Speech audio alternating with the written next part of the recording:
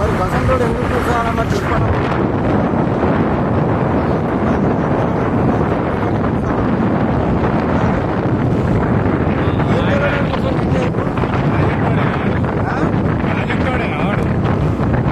ఎవరు దేనికి లోపలికి రానివాడు అంతే, రైతులు కొనిస్తాను అంతే.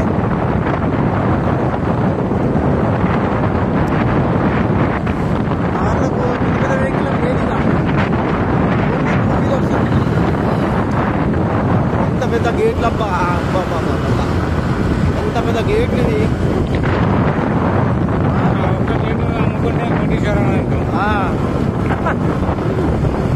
ఎంతైనా తెలంగాణ ప్రజలు అదృష్టవంతులు. మన కేసీఆర్ గారు ప్రాజెక్టు కట్టించారు.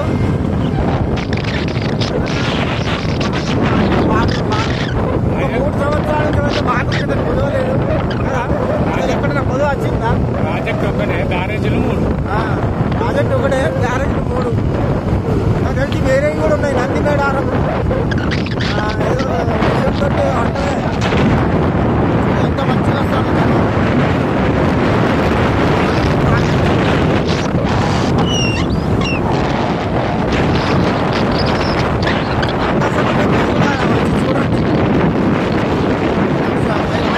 చూడొచ్చు, ప్రాజెక్ట్ బాగుంది. ఏందో కలర్ వేసిందా, కలర్ పోతుంది కావచ్చు.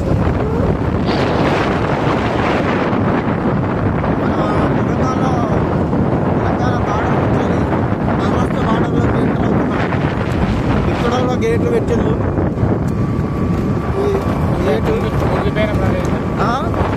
కుంగిపోయిన ప్రదేశం ఇదేనా? ఇదేనా కుంగిపోయిన ప్రదేశం?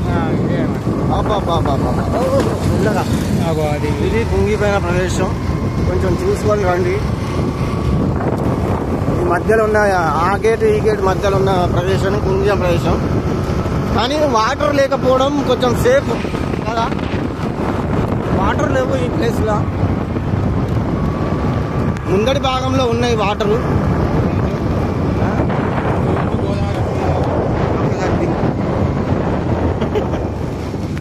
మనం ఏదో వీడియో కోసం వచ్చినట్టు అయింది. వీడియో కోసం కట్టారు జూమ్స్ అంటాను. వస్తున్నది. అదే ఉన్నాయి వాటర్. లింగరావు చూసినా అక్కడ జనాలు ఉన్నారు.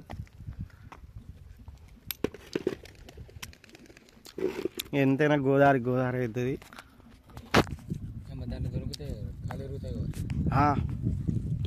అంతగా లేకుండా ఎరుగుతాయిగా. ఎంత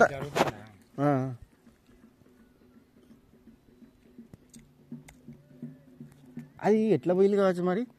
అటు చుట్టూ ఇటు చుట్టూ నీళ్లున్నాయి. చుట్టూ నీళ్లున్నాయి. అంతేనంట. ఆ చుట్టూ ఈ చుట్టూ నీళ్ళు ఉన్నాయి. నీళ్ళ మధ్యలో మనుషులు ఏదో అకేషన్ జరుగుతున్నట్టున్నది. అయినా అని మహారాష్ట్ర వాళ్ళకి సంబంధించిన అకేషన్స్ వేరే ఉంటాయి. ఏది ఉన్నా కానీ అకేషన్ మంచిగా ఉంటుంది. గోదావరి నది తీరాన అకేషన్ జరుపుకుంటున్నారు. చాలా సంతోషం.